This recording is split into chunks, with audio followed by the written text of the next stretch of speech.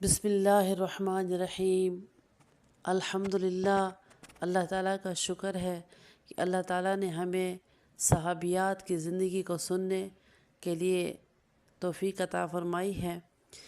اللہ تعالیٰ سے دعا ہے کہ ان پاک ہستیوں کی زندگی پہ عمل کرنے کی بھی توفیق عطا فرمائے، آمین۔ آج ہم جس صحابیہ کا ذکر کریں گے وہ حضرت ام حکیم رضی اللہ تعالیٰ عنہا ہیں۔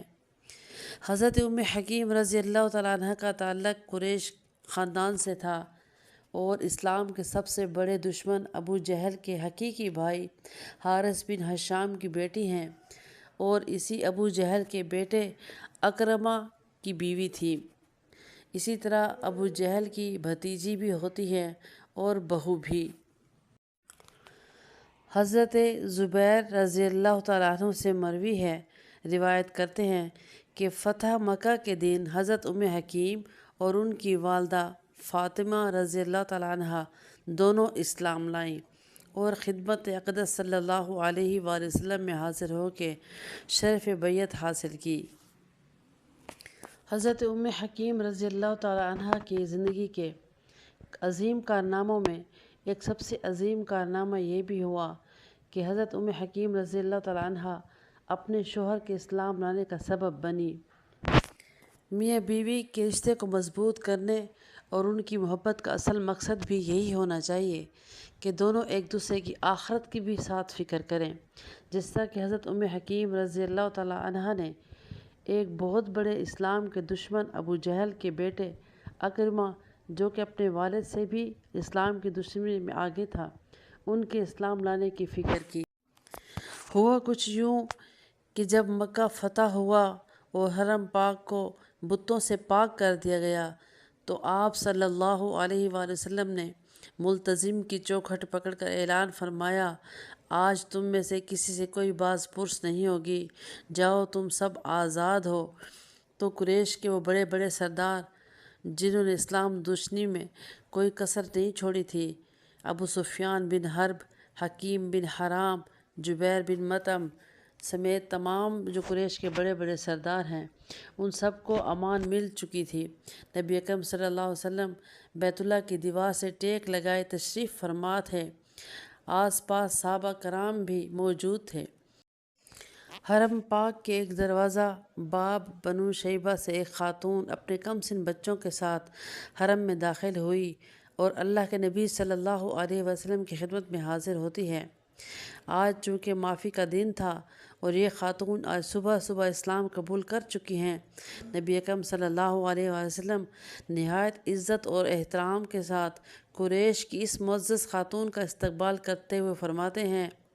کہو ام حکیم، کیسے آنا ہوا، کیا کہنا چاہتی ہو؟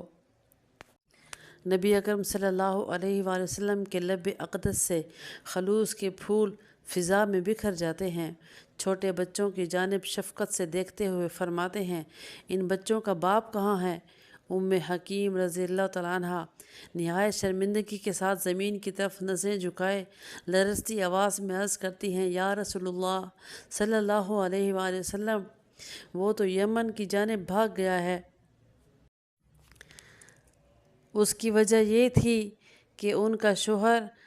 اللہ اور اس کے نبی صلی اللہ علیہ وسلم کی دشمنی میں ظلم و شدت کی تمام حدیں اس نے پار کر لی تھی، اور آج چونکہ فتح مکہ ہو گیا تھا تو حضرت ام حکیم رضی اللہ تعالیٰ عنہ دل ہی دل میں ڈر رہی تھی کہ نہ جانے ان کے شوہر کے ساتھ آج کیا معاملہ ہونے والا ہے، کیونکہ اسلام کا بہت بڑا دشمن تھا۔ حضرت ام حکیم رضی اللہ تعالیٰ عنہ نے ڈرتے ڈرتے پھر عرض کیا، یا رسول اللہ صلی اللہ علیہ وآلہ وسلم، میرے ماں باپ آپ پر قربان، کیا میرے شوہر کو بھی امان مل سکتی ہے؟ ام حکیم رضی اللہ تعالیٰ عنہ کی اس درخواست پر صحابہ کرام سنجیدہ چہروں کے ساتھ حضور صلی اللہ علیہ وآلہ وسلم کے جواب کے منتظر تھے۔ نبی رحمت صلی اللہ علیہ وآلہ وسلم نے نو مسلم خاتون جو کہ ابھی ابھی اسلام لائی تھی کی التجا سنی، معصوم بچوں کی جانب شفقت و محبت بھری نگاہوں سے دیکھا، پھر اللہ کے محبوب صلی اللہ علیہ وآلہ وسلم کا رخ انور دل آویز تبسم سے منور ہوا اور رحمت للعالمین صلی اللہ علیہ وسلم کے فیوز و برکات کا دریا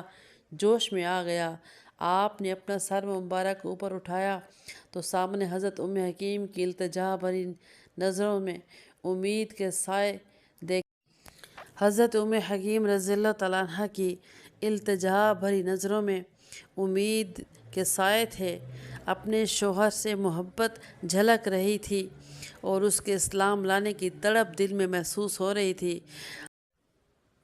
معصوم بچوں کے چہروں کی طرف دیکھا جو کہ اپنے مستقبل سے بے خبر نبی اکرم صلی اللہ علیہ وسلم کے پرنور چہرے کی طرف دیکھ رہے تھے،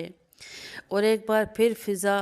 پاکیزہ الفاظ کی خوشبو سے معطر ہو گئی اور آپ صلی اللہ علیہ وسلم نے ارشاد فرمایا،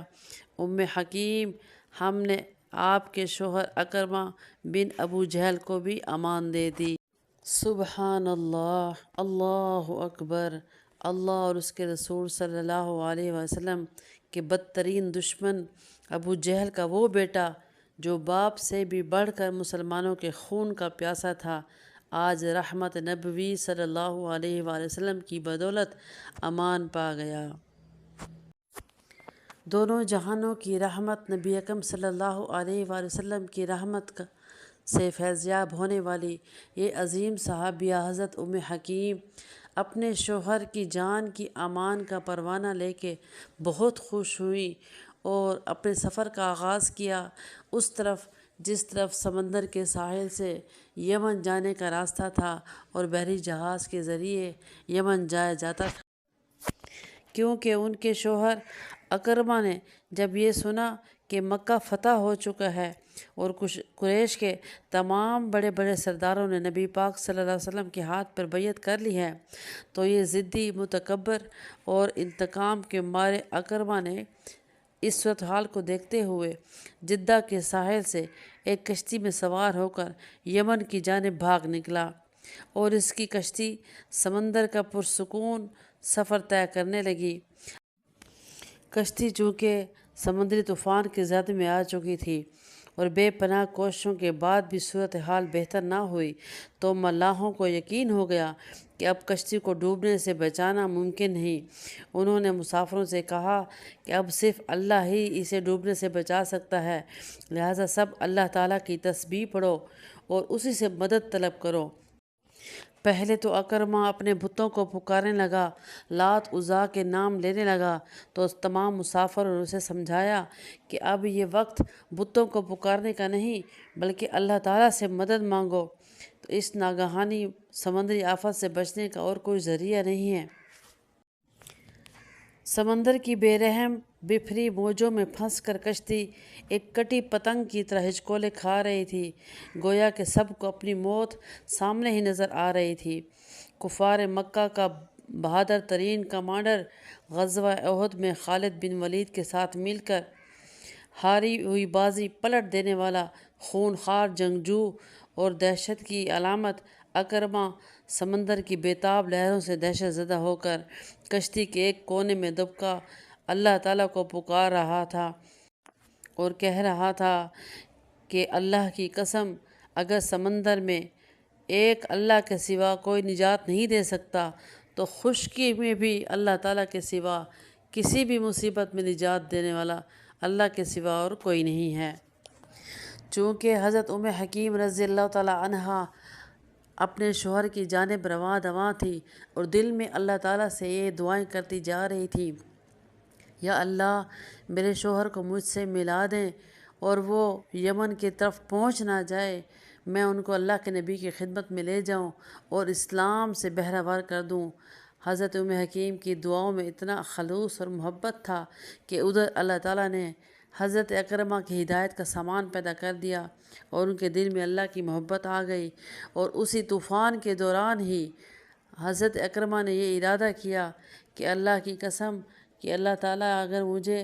اس طوفان سے اور اس مصیبت سے نجات دے دیں تو میں ضرور اللہ کے نبی کی خدمت میں حاضر ہو کے کلمہ طیبہ پڑھ کے اسلام قبول کر لوں گا۔ اللہ تعالیٰ کو اپنے اس بندے یعنی حضرت اکرمہ سے اپنے دین کا کام لینا تھا، چنانچہ اللہ کا کرنا ایسا ہوا کہ اللہ کے حکم سے ایک بڑی لہر نے کشتی کو طوفانی بھنور سے نکال کر کنارے پہ لا کھڑا کیا۔ حضرت حکیم رضی اللہ تعالیٰ عنہ کو بارگاہ رسالت صلی اللہ علیہ وآلہ وسلم سے امان کا پروانہ مل چکا تھا، چنانچہ وہ شوہر کو لانے کے لیے فوری طور پر یمن کی طرف روانہ تو ہو گئی تھی۔ اللہ تعالیٰ نے حضرت اکرمہ رضی اللہ تعالیٰ عنہ کے دل میں بھی عشق مصطفیٰ کی شمع پہلے سے روشن فرما دی تھی۔ جب اہلیہ کی ملاقات اپنے شوہر سے ہوئی تو جان کی امان کی خوشخبری سنائی تو بے اختیار حضرت اکرمہ کی زبان سے نکلا، کیا واقعی رسول اللہ صلی اللہ علیہ وسلم نے مجھے معاف کر دیا ہے؟ پھر دنیا والوں نے دیکھا کہ اسلام کا یہ بہت بڑا دشمن جب نبی اکرم صلی اللہ علیہ وسلم کی خدمت میں حاضر ہوتا ہے تو نبی اکرم صلی اللہ علیہ وسلم نہایت گرم جوشی سے استقبال کرتے ہوئے کھڑے ہو جاتے ہیں، اور آپ نے فرمایا، مرحبا یا الراکب المہاجر، یعنی پردیسی سوار، خوش آمدید۔ یوں اکرمہ نے مشرف با اسلام ہو کر نہ صرف اپنے تمام پچھلے گناہوں کا کفارہ ادا کیا بلکہ آگے چل کر غزوات میں نہایت شجاعت، بہادری اور دلیری سے کفار کا مقابلہ کیا۔ یہ حضرت حکیم رضی اللہ تعالیٰ عنہ کی اپنی شوہر سے محبت تھی کہ انہوں نے اس محنت سے اپنے شوہر کو جہنم کی آگ سے بچا لیا اور کلمے والی دولت عطا کرنے کا سبب بنی۔ یوں حضرت اکرمہ نے اپنی باقی زندگی جہاد کے لیے وقف کر دی۔ شام اور روم کے جنگی محاذوں پر دونوں میاں بیوی مصروف جہاد رہے۔ شام میں دریائے یرموک کے کنارے رومیوں کی بڑی فوج کے خلاف لڑا جانے والا خون ریز معرکہ اپنے عروج پر تھا، اور اسی میں حضرت اکرمہ رضی اللہ تعالیٰ عنہ نے شہادت پائی۔ حضرت حکیم رضی اللہ تعالیٰ عنہ اپنے شوہر کی شہادت کے بعد دیار غیر میں اکیلی رہ گئی تھیں۔ انہوں نے عدت کے دن ملک کے شام میں ہی گزارے۔ بعد ازاں کئی صحابہ کرام نے انہیں رشتے کے پیغامات بھجوائے، تاہم انہوں نے اپنے لیے بلند پایہ صحابی حضرت خالد بن سعید رضی اللہ تعالیٰ عنہ کا انتخاب فرمایا۔ حضرت حکیم کا دوسرا نکاح دمشق کے علاقہ میں ہوا۔ یہاں ہر وقت رومیوں کی لڑائی کا خطرہ رہتا تھا اور ان کے حملے کا ہر وقت خیال رہتا تھا۔ اسی علاقہ میں آپ کے نکاح کے بعد رسم عروسی کی ادائیگی کی تیاریاں ہو رہی تھیں۔ حضرت حکیم رضی اللہ تعالیٰ عنہ نے اپنے شوہر سے کہا، نہ جانے کس وقت رومی فوج حملہ کر دے، چنانچہ ابھی تھوڑا توقف کر لیں۔ یعنی حضرت حکیم رضی اللہ تعالیٰ عنہ نکاح کے بعد ابھی رسم عروسی کے حق میں نہیں تھی کیونکہ رومیوں کے حملے کا خطرہ تھا۔ حضرت خالد بن سعید رضی اللہ تعالیٰ عنہ جو ان کے دوسرے شوہر تھے، انہوں نے فرمایا، مجھے اس بات کا یقین ہے کہ آئندہ ہونے والے معرکے میں مجھے ضرور شہادت نصیب ہوگی۔ چنانچہ ایک پل کے قریب خیمہ نصب کیا گیا جہاں پہ آپ کی رسم عروسی ادا کی گئی۔ دوسرے دن ابھی لوگ دعوت ولیمہ سے فارغ بھی نہ ہوئے تھے کہ رومی فوج نے اسی جگہ حملہ کر دیا، اور اس لڑائی میں حضرت خالد بن سعید رضی اللہ تعالیٰ عنہ نے جام شہادت نوش فرمایا، اور حضرت حکیم رضی اللہ تعالیٰ عنہ اگرچہ عروسی لباس میں تھی لیکن ایک زخمی شیرنی کی طرح کھڑی ہوئی اور اسی وقت خیمے کے چوب کو اکھاڑا اور ہاتھ میں لے کے دشمن کے لشکر میں گھس گئیں۔ اور پھر شام کے ملک کے نیلے آسمان نے وہ منظر دیکھا جو آج سے پہلے تاریخ میں نہیں دیکھا گیا تھا کہ ایک دن کی دلہن جو کہ عروسی لباس میں ملبوس تھی وہ دشمن کے لشکر میں شامل ہوتی ہیں اور نہایت بہادری کے ساتھ لڑتے ہوئے 7 رومیوں کو اپنے ہاتھ سے واصل جہنم کر دیا۔ یوں حضرت حکیم رضی اللہ تعالیٰ عنہ جیسی بہادر صحابیہ جو کہ پہلے بھی شوہر سے محبت کی ایک مثال قائم کر چکی تھی اور ان کو اسلام جیسی دولت سے نوازنے کا سبب بن چکی تھی، ان کی عدت گزرنے کے بعد اب دوسرے شہید کی بیوہ بن گئی اور پھر سے عدت گزارنے لگی، اور نہایت ہی بہادری اور دلیری سے انہوں نے اپنے اس مثال کو قائم کیا کہ ایک دن کی دلہن نے اپنے شوہر کو جہاد پہ جانے سے روکا نہیں بلکہ خود بھی ان کے ساتھ شریک رہی۔ حضرت ام حکیم رضی اللہ تعالیٰ عنہ کی باقی زندگی، ان کی وفات، تدفین اور ان کی اولاد سے متعلق مستند معلومات دستیاب نہیں ہیں تاریخ میں۔